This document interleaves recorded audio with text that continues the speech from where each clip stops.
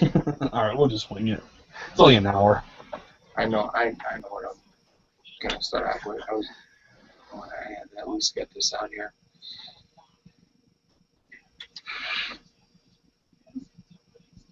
And we are live. This is Silence is Compliance, Voluntary Virtues Network, broadcasting live from Pittston, Pennsylvania, right on the border of FEMA Region 2 and 3, broadcasting from my home base here in Pittston, Pennsylvania. And today's date is July 29th, 2014. Yeah, you know, time goes by quick when it is a very good possibility that you have forgotten a year, not just the month or the day, but the actual year. But let's see here. Now I'm getting feedback. I don't know why. It's like a delay, actually. Oh, it's going to be a delay. Oh, Hangouts was always going to have a so delay. I don't even need that, though, right? You don't really. Alright. And don't bug me. Alright, so I should honest. So, what I was talking about right before the show, I thought was pretty awesome, was this. I seen a video my buddy posted, and I forget the title of it, and it had to do with somebody. I don't know if I'd call it pranking. It's obviously pranking, but it's some real hardcore stuff, because if this dude was a Fed, he'd have the power to put these guys away for a very long time, and you know, under the circumstances, rightfully so. So this, he looked like a kid, you know, he could have been anywhere between 19 and 25, you know, it's hard to tell. And what he did was he posted and he explained it. So he said there's no way that these guys could have said that, oh, it was a mistake, right? He said he was like this 13-year-old girl, and they sent friend requests to him in Skype, okay, thinking it was this 13-year-old girl, and I guess he would have the camera turned a certain way, and most people, as soon as they signed on, like, their face would be like right there. Some of them were like naked and like their junk be hanging. Yeah, like crazy. And there were one or two of them, it's probably more veteran pedophiles, where they didn't have the camera turned on. Like, as soon as I guess they wanted to wait to make sure they weren't being set up by like an FBI agent. And the one time, the guy who was setting them up, he's like, what did he say? He's like, no, you first. So the person, so the person would put their face on the camera, and he's like, oh, I got you, you pervert. He's like, I got your face now, right? And he put this video out. So now he blurred out some of the faces, and some of the faces he didn't, which I'm not really sure what the tactic was there, why he did it to some and not others. But dude, it was crazy. Like, I couldn't believe, first of all, how many child friggin' pedophiles that are just like, I mean, that was just Skype, you know, like, yeah, just Skype. Well, like I said, I and like they would turn on the video, and there's a dude, like, he had it blurred out, but there's like this big fat hairy dude with his junk hanging out. I used to watch NHL games. I was out of market for the New Jersey Devils and the Pittsburgh Penguins, so I used to watch these hockey games on Justin TV. People would broadcast them on Justin TV, and I will tell you, there are a lot of weird people. There is nothing like clicking on a link to Justin.tv to watch a hockey game, and there's some like 45-year-old dude with his junk all splayed, and you're like, what the fuck? You know? This video was funny though, and he was embarrassing the dudes. He's like, oh, dude, he's like, he's like, you just showed your dick to the whole internet. And then he's like, dude, what? He's like, what the hell is that? It looks like E.T.'s finger, right? Oh, dude, it was so funny. Oh my God! And, well, they used to do the show like that on MSNBC to catch. Yeah. Chris Hansen. Oh man. And they would have like the cops, all their guys would walk in with their pants off and stuff and like beer. I'm not here for no reason. Economy size box of condoms. Yeah. Right? And they're like, they're like whiskey, weed, condoms. And on that show, there was always like this point. Yeah, go ahead, please. And they'd have like they'd walk in and they'd be expecting like a 12-year-old boy, and here comes like Chris Hansen with a microphone shut. And you know how people are. You just like shove a microphone. They're like deer in the headlights. Yeah. Look, so these guys would have that. Well, they got to, and then they run. Well, they got and the cops to, would tackle to the point where they had like an actor. And she might have been a little bit older than 13, but where she might have looked younger. And the person would walk in, and she'd be like, "Oh, hi," and talk for like a minute. "Oh, hang on, I'm gonna go powder my nose." The next thing you know, camera crew, taser to the face. Yeah. Camera crew Chris Henson comes in, and some people try to run it immediately, but usually they're like, "What's going on? What's this? What's that?" Yeah. And it always got to that point where they're like, "I'm sorry, man, I messed up. I'm sorry." Yeah. And it's like almost, and they think Chris Hansen was going to give them forgiveness. Yeah, cut them a slack. So like, all right, go ahead, leave. As soon as they walked out the door, they got tackled by like, 20 cops. Oh man, but no, with this dude, I won't be surprised if the FBI recruits this guy. And I give him props for having I can't say completely original because the feds do it, and I never think copying off of the government or the police is ever cool. But you know what? For the fact that this guy is doing something like that on his own, you know what? I really fully endorse, and I had from the beginning endorsed what he's doing, because he is exposing these no pun intended. Yeah. Literally. Exposing these people for what they're doing and taking it out of the government's hands, right? And no pun intended. And he's actually trying to change things. And dude, imagine these guys. Oh my God, so embarrassed. And rightfully so. And what's funny is he's like, "Oh, I already got your face," right? The one guy tried to hide in his face, and he's like, what did he say? He's like, "Oh, dude," he's like, "say you're sorry," and the guy's like, and he had to like tell him, he's like, "Man, if you don't say you're sorry, you're in trouble." And the guy probably thought it was the FBI or something. So the guy's finally like, I'm sorry. And the guy's like, "Not good enough, put your face in front of the camera." And so the guy put his face in front of the camera, and he said it, and the dude's like, "Oh, it looked like you cracked a smile. You weren't being serious. Say it again."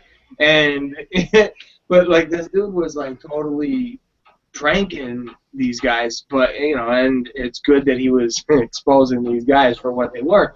But number one, I can't believe how many frigging people, and like I said, that's just Skype.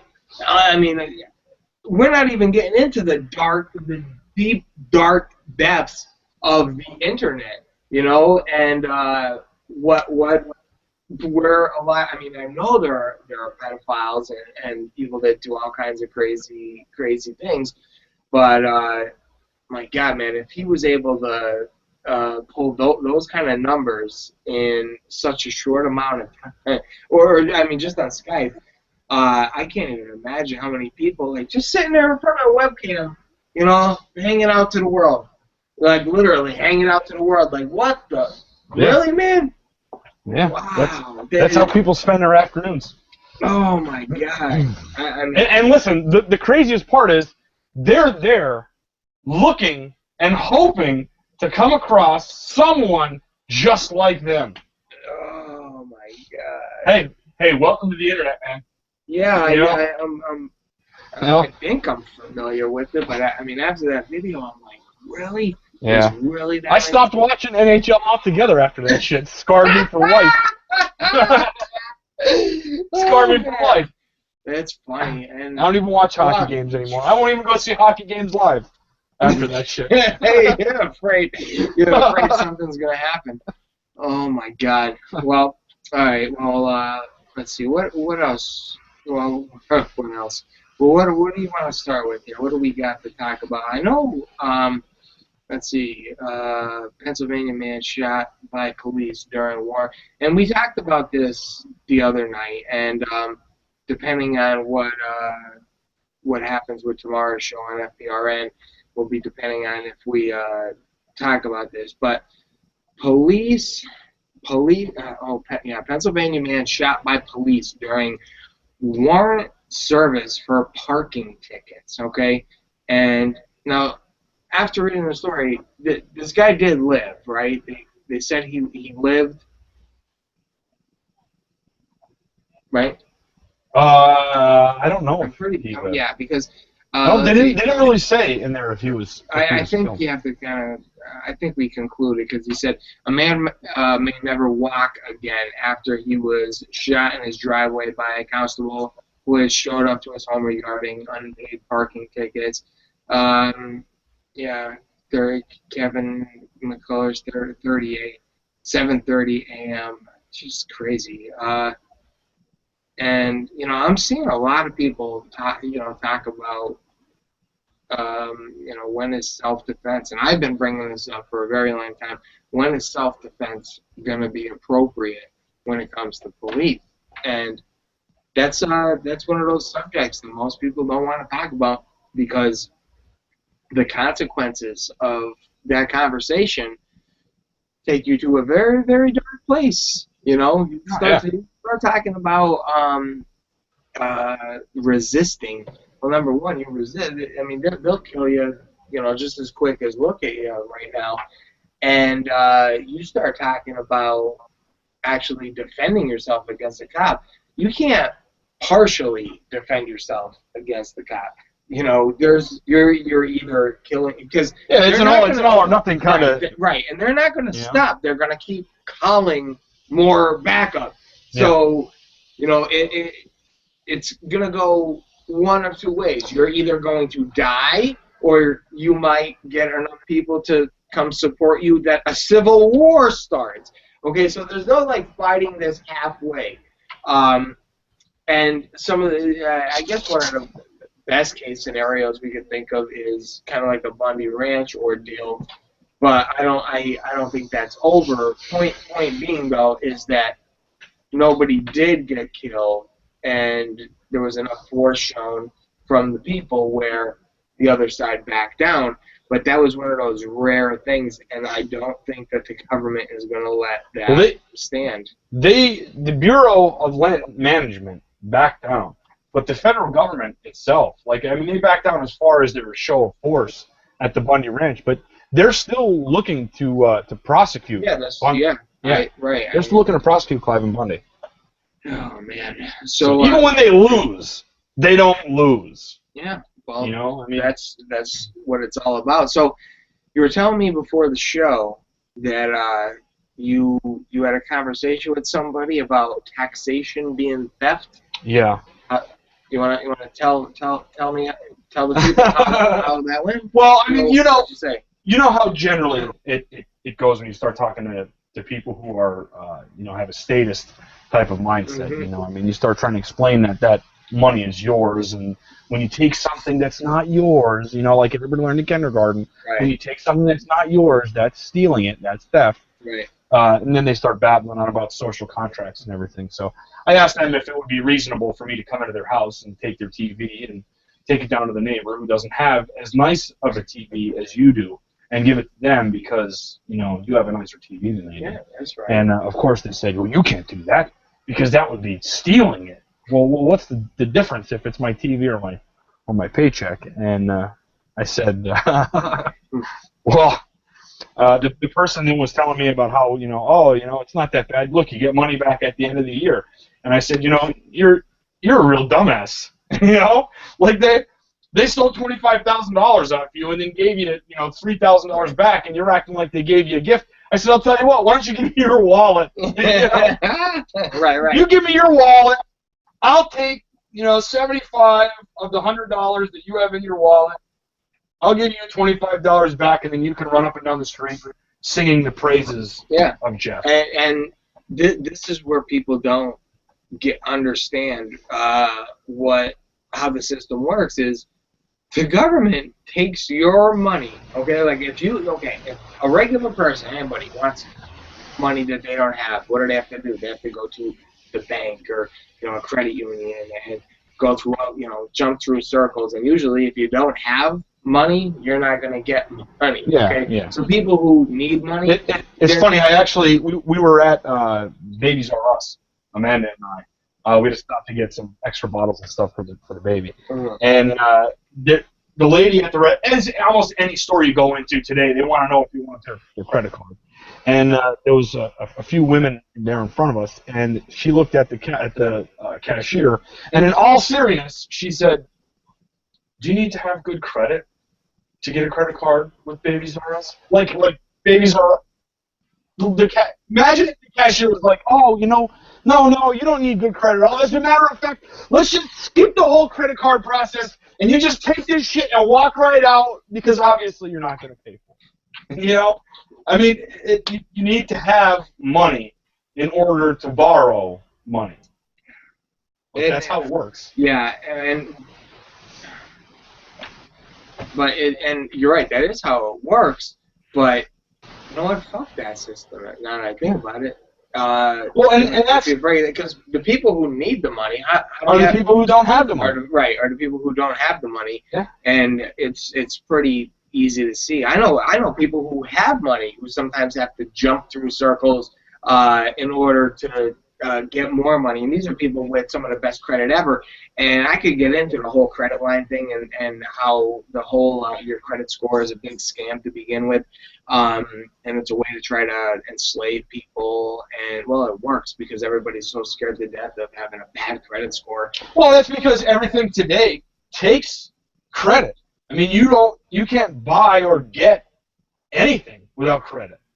Yeah. I mean, unless you have cash in hand, but if you have cash in hand to buy something, then you don't need. I deal with almost everything is cash. But hang on, we're going to start. And you were saying that people just don't get it, and it is true. People don't understand that taxation is theft. They don't understand these simple concepts like government doesn't create jobs. Government creates debt. Okay, they don't get thing is they work, and the government takes their money, all right? And the point I was trying to preface before I even got to this was if a regular person wanted money, they would have to go borrow it, okay? And then they'd have to pay interest, and they worry about, whatever their APR is going to be and all this, Well, the government, what they do is they just take your money. They steal it, okay? Yeah. They use it tax-free for the year, all right? That's how it operates. Then, at the end of the year, you pay for an accountant or however you want to do it. Or TurboTax it. Or TurboTax it. And you do the work. You go through that process. They have paid agents that are also paid by you, okay, that will sit there and go through your paperwork that you're also paying for. So not only did you pay to get your paperwork done and have an accountant do all that, the government has their own accountants that you're also paying for. Okay, just to make that's it clear. the key that you're also right. That you're also paying for, and then they'll decide on if you give them enough money to borrow for the year or not. And at that point, they decide if you either get money back or if you owe them money. Okay. And this is where the whole thing of working, if you're an independent contractor or if you're somebody who just automatically gets your money taken right out of your paycheck, they'll say, "Oh, your income tax. Oh, I'm getting my income tax. I'm getting $1,500 or $2,000 or whatever it is." And everybody's so excited about it. Well, that was your money that was stolen from the government that got to use it tax-free for the entire year. And they're gonna throw you some scraps from it, and you're jumping for joy about that. Yeah, and that's what people don't get is that there's this misconception that people believe the government has money. The government doesn't have any money. The only way they have money to spend is by stealing it. Every time that you hear a politician say, "Oh, we're going to increase this. Oh, we need a bigger budget for this. We're going to raise the debt limit."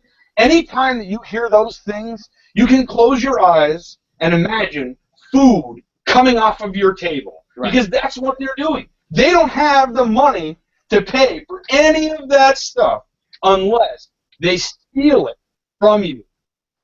And that's the bottom line of it. That's why taxation is theft. Yeah, that's exactly what it is. And let's see here. There's a quote. Let's see if I can pull it up real quick.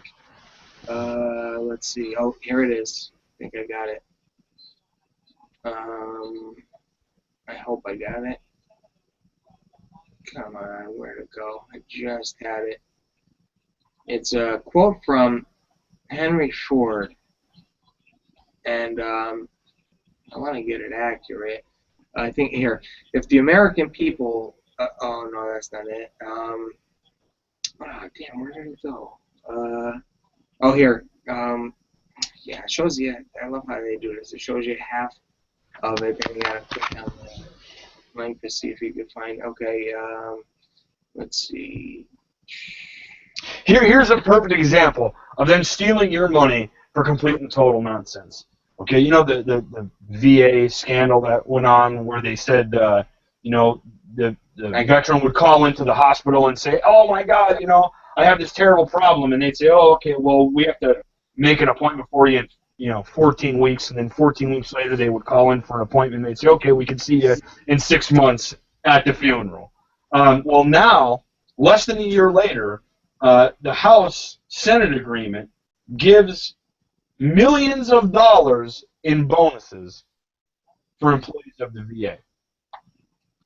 It's all your money. Yeah, right. It's your money. Not only did they send your dad, your brother, your cousin, your friend, your boyfriend, your girlfriend, wife, whatever the case may be, over to the big sandbox to get shot at by bullets you're paying for. Right. But then when they came home, they said, oh, we know you have this terrible medical condition, so we'll see you at the funeral. Now those very same people are getting millions of dollars worth of bonuses, and that's coming from your wallet. And here's somebody who I'm sure knew a little something about banking, especially before they perfected this entire system and were able to brainwash an entire population to the point where they don't care about looking into things and the fact that they perfected their, the government side of it and making people think that, and I'm going to get into this in a minute, but here's a quote from Henry Ford, okay?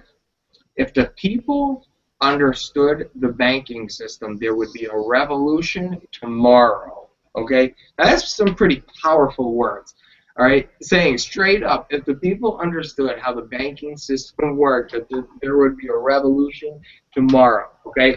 Now, what people need to understand about the fractional reserve banking is, and it's so nonsensical to me that so many people buy this and they think that I don't know how the hell they ever got people to sign on to this, but number one, fractional reserve, okay? You give them $100 by law or whatever law they decide to enact or follow, they only have to keep a fraction of that. So, depending on which state, which bank, or however it works, it's FDIC insured, whatever it is. But still, and this is where the whole run, I don't want to be too all over the place here, but this is where the run on the banks, how it happened, is, I think it was it the Rockefellers when they did either them or the Rothschilds, the panic back in the 20s, where they put, this is how it started, they put a rumor out saying that the bank isn't giving people their money, and all of a sudden everybody got nervous and everybody showed up at the bank to get their money. Well, the bank started giving out all their money, and before long they ran out of money because but that was one bank, and I think it ended up spreading to like different cities, and that eventually led to the Great Depression. But fractional reserve banking, the way it works is they just keep a fraction of your money. You give them so much. So if there's a small bank in, your hometown. If everybody who has a bank account there went to cash out all their money at the same time, it wouldn't be there. It would be gone. But these banks, are making a mint. They're making so much money, hand over fucking face, off of your money that and they charge you. Right. Also, that's what I was going to get into. So you pay them to watch your money, okay? Then most banks have rules in place that say if you don't have so much money in this bank, then we're going to charge you an extra fee. Or if you make some mistake, or if you want to see your balance, we're going to charge you $2, okay, or $3, or whatever it is. I know it's gone up. And I've seen instances, and I've been in instances where, say you take out most of your money, and you leave, a couple bucks in there, and you're waiting for a big check to come in, and you check your balance 2 or 3 times. Well, every time you check it, you get charged $2. Say you only had $3 left in there, and you check your balance 3 times, and it just took out $2, $4, now $6. Overdraft fee, overdraft fee, $38.50, $38.50. Not to mention the original one for $30. Yeah. Okay, then they charge you. It was last time I checked $10 every 5 days that you didn't get it back up to every day that you were overdrawn. So $10 every 5 days. What if it happened right after your billing cycle and you didn't check your bank? You're somebody like me who doesn't use the bank a lot, and you didn't check it for a whole month. I mean, you're talking. You could be like $200-$300. Yeah, here's a true story. This is a true story. Oh, and you can't close your bank. It's like, say you're 150. Like, I've been through something like this. Yeah. I think 150, and I was so mad. I'm like, I'm not giving you that. I'm like, I had $2 in there because I tried checking. And you know what? That analogy I gave, that was actually a real story. Here's a true story. I tried closing the bank account, and they didn't let me. I opened an account here, northeastern Pennsylvania, at we'll just call it generically, a bank. Okay, and then I moved. I moved about 2.5 hours south of here. I was living in south central Pennsylvania, and I used the same bank there. The job that I had, I used direct deposit. So Friday, well, technically Thursday, Friday night, early Friday morning, so midnight on Thursday, 12:01, check was direct deposited. Now, Friday afternoon, now listen, I didn't check my account balance. It was Friday. I got paid. I got paid. I worked. So I go grocery shopping.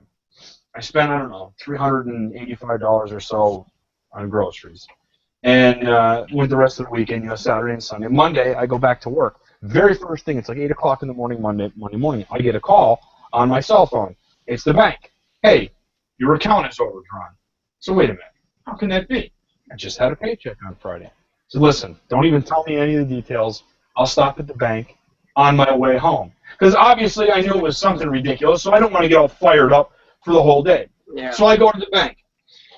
Apparently what happened was when they direct deposited my check, because I opened my account at a different branch location, the direct deposit, the actual action of direct deposit, went from my local bank at the time in South Central Pennsylvania to a bank in Philadelphia.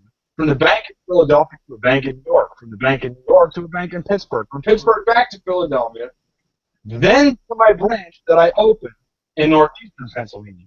This was happening over the whole weekend. So while I went and used my money that was supposed to be in my account, it was available to be seen in my account as a ledger balance, but it wasn't available in my account yet. So my grocery bill overdrew my account. Well, once my account was overdrawn, they charged me the $38 overdraft fee. $38 overdraft fee. But as soon as that overdraft fee hit my account, they charged me an overdraft fee for the overdraft fee. Yeah. And that just kept going and going and going like that until Monday evening when I was finally at the bank and I was flipping out. Yeah. And in the end, I ended up losing $900. That's what I lost $900. Well, listen. The grand total by Monday evening at 6 o'clock, okay, was over $2,500. That the bank was saying to me I was negative. So after, all this nonsense, and listen, the branch manager didn't want to do anything about it. He basically said, well, too bad, so sad, buddy, get out of here. And I was like, you better call the cops now, because I'm going to choke you out, And it ended up that I had a call, and finally I got to somebody at the bank that said, I have nowhere else to transfer you to. And I said, okay, well, good, you're the person I want to talk to. And basically, and basically what happened was it cost me $900 and some odd dollars. Yeah, instead of $2,500. Yeah. That's like your tax return. Yeah. Hey, I'm glad. Yeah, at first they were going to steal $2,500. I'm glad they always stole mine. I only got robbed $900. Yes. No, so needless to say, I closed that account and I no longer do business with that bank. And there was actually a class action lawsuit.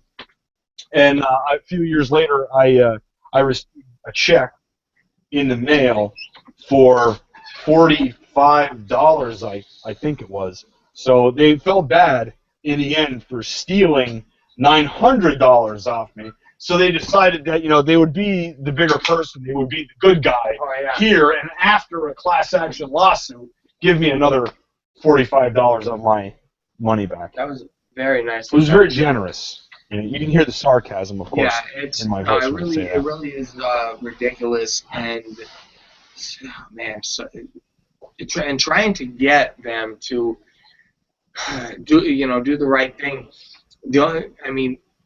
Lately, I feel like, I don't know if it's a combination of the point I am at in my life anymore, where I just don't take shit from anybody whatsoever. Well, I never did actually, but like now, it's really hardcore. Like, I'll be in a bank. I actually did a video of the head of the bank. This was after things. Actually, no, this was a different occasion. But when she was saying how money is going to be phased out and how there is going to be like just electronic money soon, And just a quick side note on this whole story you just talked about there, like 3850, like all they're doing is transferring money for, like, it's from computer to computer, it's a joke. Yeah. I love when they say things like when something goes wrong and you call them and you're like, wait a minute, something is wrong. And they're like, well, we can't really do anything about it. We have to let the transaction go through. No. Like, come on. I got you. Here, tell me how much you love this one. It's our policy.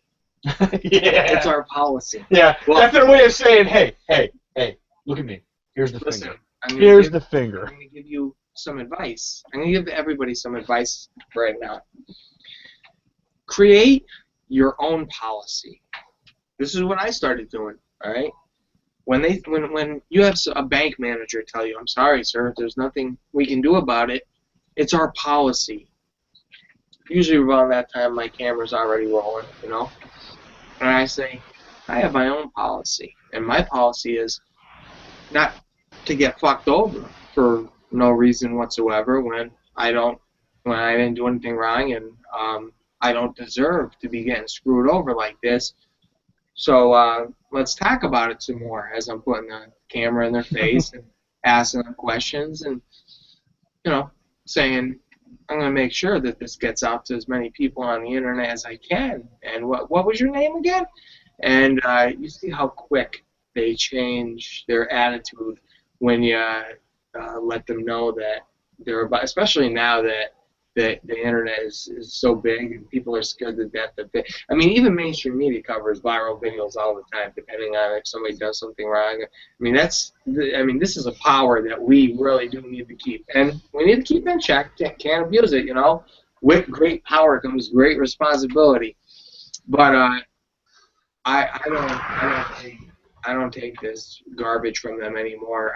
I tell them straight up, I have a policy. My policy is trying to do the right thing, not allowing somebody to rake me over the coals and rake my eyes out like you're doing right now. Don't tell me about your policy, okay? I have a policy. And then, a lot of times I throw it in their face. I said, you have a policy, right? Yeah, I have a policy. I said, okay, well, if it's your policy, then you can change it. Change your policy, hero. But, when you talk to these people, most of them are just like clones. They're robots, drones. Like they really are absolute drones. Trying to talk to them, I'm like, and I do this quite often because it's very curious to me, like the human behavior that I see and that I witness when I ask them. I'm like, okay, do you think that if I had $2 in my bank account and I checked my balance, number one, do you think that should cost me $3 to see how much my bank account is? And then because it overdrafted, do you think that within a 10-day period I should be owing you $150? Does that make sense to you? And it's like they either completely don't get it. No, I don't even get the luxury of seeing the sparks like trying to connect. Like there's just nothing.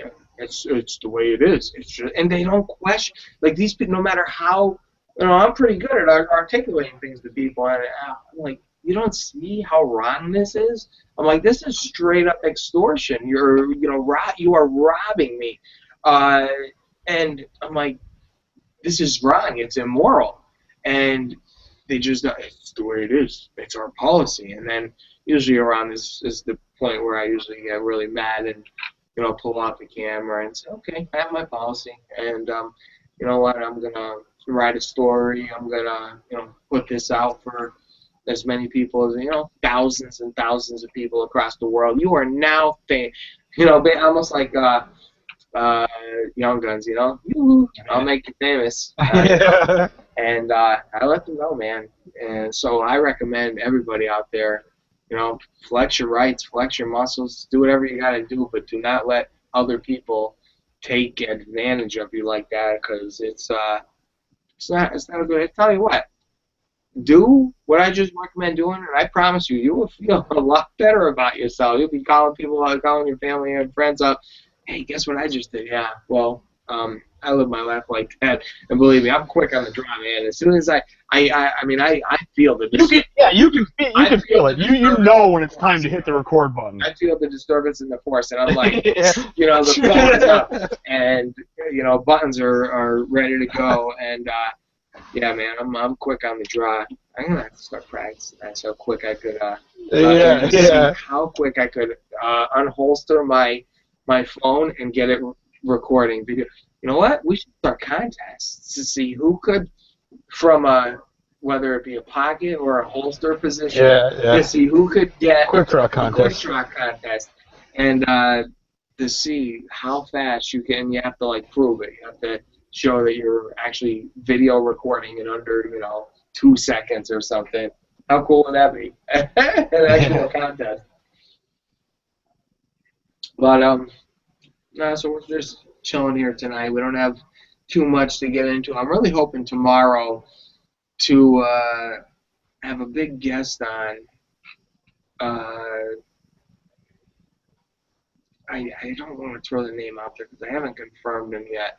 But I mean, I pretty much did. I wrote him back. He said yeah, but I gave him a date and a time, and I'm waiting for him to confirm that date and time. So I don't want to say, okay, here, I'll put it. I can say this much.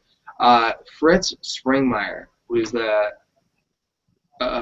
author of the 13 Bloodlines of the Illuminati, is going to be coming on Silences Compliance soon.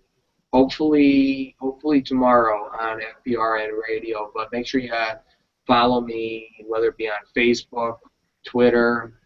Go to my website, sign up for email updates, and you'll know everything that's going on. But yeah, I'm really excited to speak with him about all kinds of stuff. I'll probably spend the whole show with him, or as long as I can. I mean, this is one of the, like when I say original, I mean you're talking back when there was no internet, and you're lucky that there's even video of some of his stuff, like from back in the 80s, and it's just incredible stuff. But yeah, I'm looking forward to talking with him and talking all kinds of Illuminati, mind control stuff, things of that nature. What else do we got going? Anything lights? Anything nothing too crazy tonight? Well, there's a couple things here that I have that we could end round the show out with. What do you got, homie? Oh, let's see here. We have digital tattoos. Oh, you know what? That's a good one. That could be a convenient. I love doing the air quotes. I'm all about the friggin' air quotes tonight. Convenient. Yeah. Digital tattoos that could be a convenient way to unlock your phone.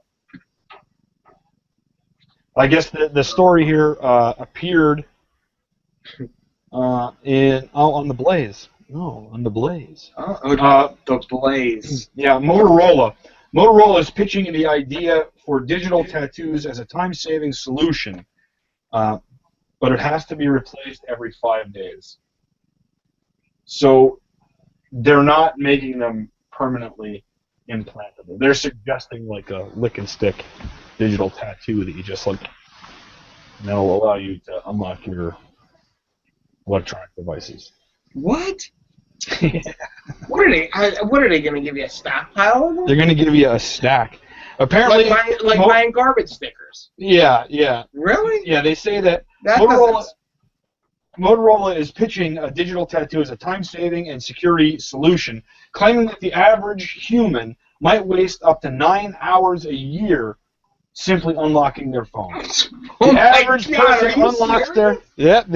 person unlocks their phone 39 times a day at an average of 2.3 seconds to unlock a device. The company says in the video that it is so cumbersome that 35% of users don't even lock their phones in the first place.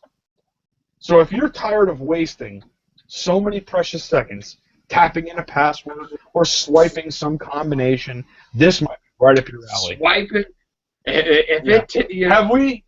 Have we really become that late? We're this? Yeah. Listen, that is too much. That's work. Too much. That is intensive labor. Children under 9 are legally not allowed to do this anymore because it's so labor intensive. And you know what that means? They'll be breaking some kind of law.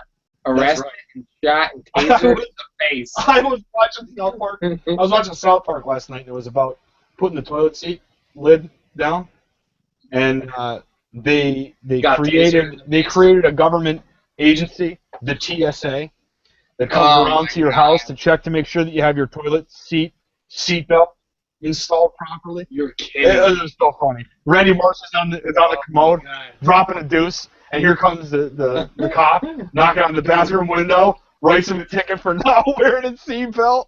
Oh my God!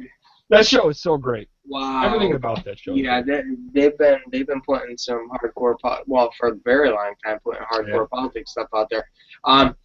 Did you see this video? I seen it earlier today where it looked like the Goon Squad going onto a plane with friggin' rifles. I'm not even sure what they use now, whether it's M4s or M16s or, but going onto a plane, yelling, "Nobody move! Nobody!" I'd like, you swear they were hijacking the plane. They're like, "Hands in the air!" Somebody was recording it.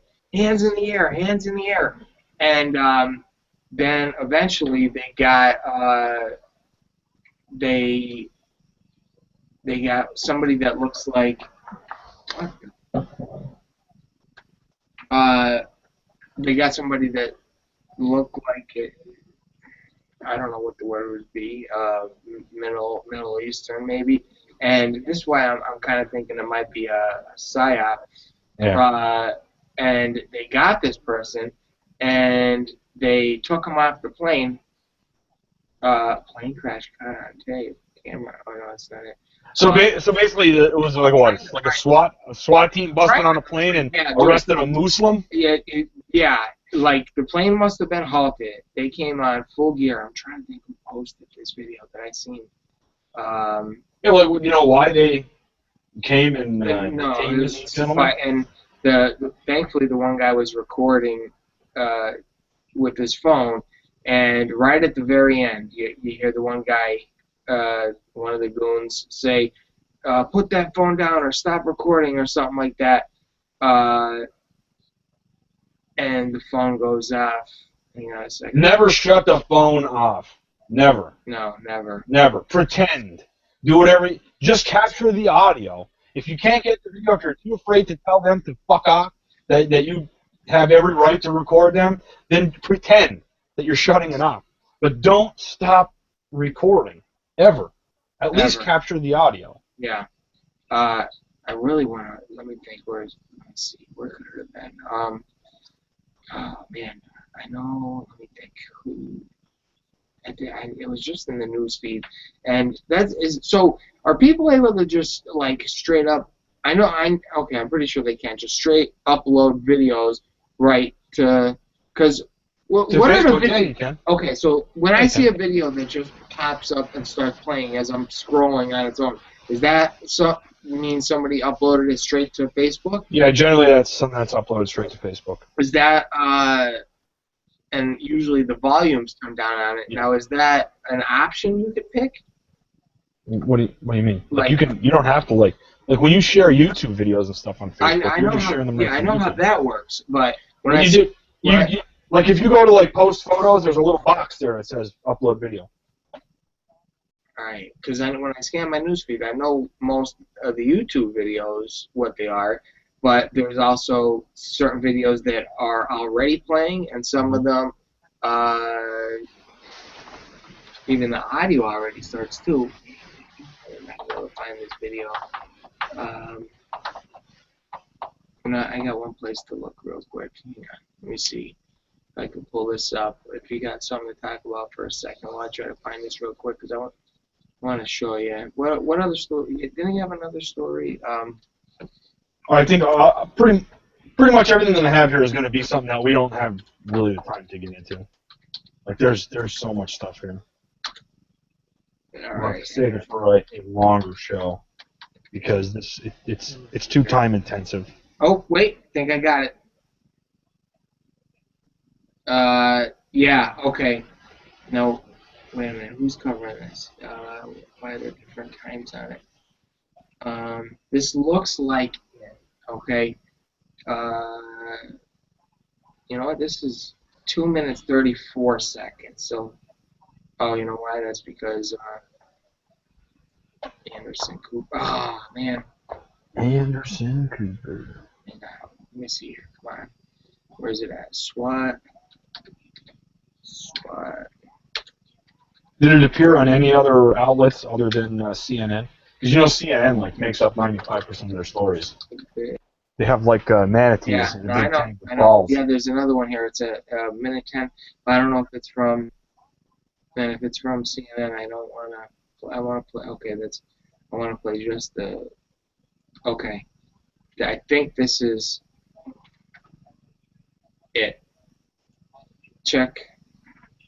Oh wait, You're not going to get any volume on that. Remember, it comes out of the other monitor. Oh yeah. All right. Well, look at this. I think, and so far, actually, this doesn't look like it.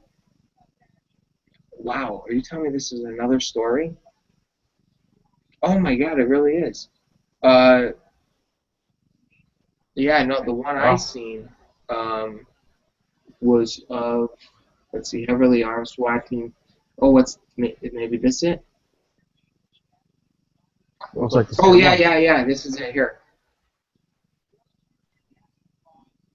And they're yelling. Yeah, I wish. Wait, is there a way I could I don't know if there's a way that you can play that video on the.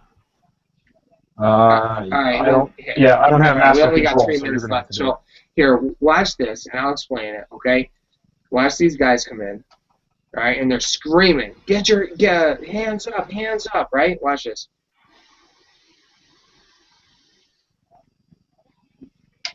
Get your hands up, get your hands up. Well, that's terrifying. Can you imagine being on that plane? Actually, no, I'm not. Is this These guys are. Is this the video or not? It's still not looking like the one. Oh wait, is this the view I seen earlier? Everybody's got their hands up.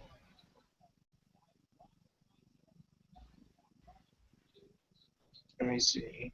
The name of this video, if anybody is watching and wants to actually watch this video, just YouTube heavily armed SWAT team storming passenger plane. It'll be right at the very top of the list. Dude, you want to know what? I don't think this is.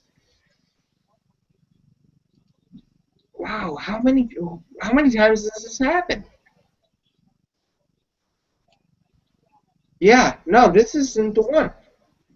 The one I seen was from a passenger who was on the left side of the plane, and you could see them clearly walk by him, holding their weapons, and I can't believe there are this many videos of this unbelievable SWAT team footage. That's the same one.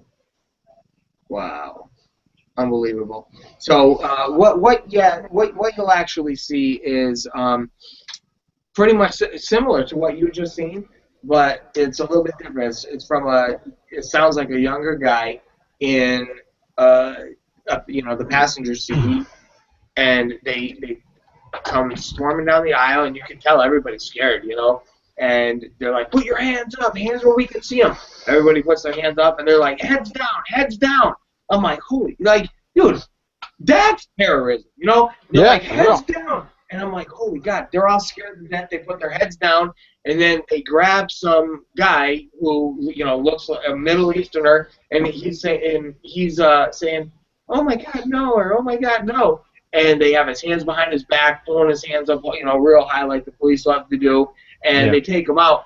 And I swear to God, man, I the first thing that came to my mind, just because of the fact that we're lied to so much, and we know that they want to keep Americans scared all the time, is that was a psyop to scare more Americans and get people to, the heroes, just in time. Like, really, if you had that good information, why did you wait until you got on the plane? Did you just get, what are you, Jack Bauer? You just got there in time, Like, the clock comes up. Yeah, right. And like, you just got there in time. You had to wait till everybody boarded the plane, but you got there soon enough that the plane didn't take off, and it's just crazy. But all right, ladies and gentlemen, that is tonight's show in the bag. We have a lot to talk about, but today's a quick show, and we basically just hang out, talk about a couple things, and keep on moving. Tomorrow's the big day. Make sure you're around for tomorrow. FPRNradio.com. Go to my website, AnthonyAntonello.com. I'm not exactly sure what's up with tomorrow's show, but either way, tomorrow's show is going to be either way we go, because whether we have a guest or not, if we have a guest, it's going to be great. If not, we have a ton of stories. So, and we've been getting a lot of phone calls. So make sure you're part of that. Make sure you join us tomorrow. This is Silences Compliance on Voluntary Virtues. Thanks to Michael Shanklin for putting this together. Stick around. He's coming up right after me. So watch that. And that's pretty much it. Jeff, you have anything? No, sir. That's about it. Tomorrow night, FPRN. All right, guys. That's a wrap. This is Silences Compliance. Today is Tuesday, July 29th, 2004. And that is a wrap. We'll see you on the next one.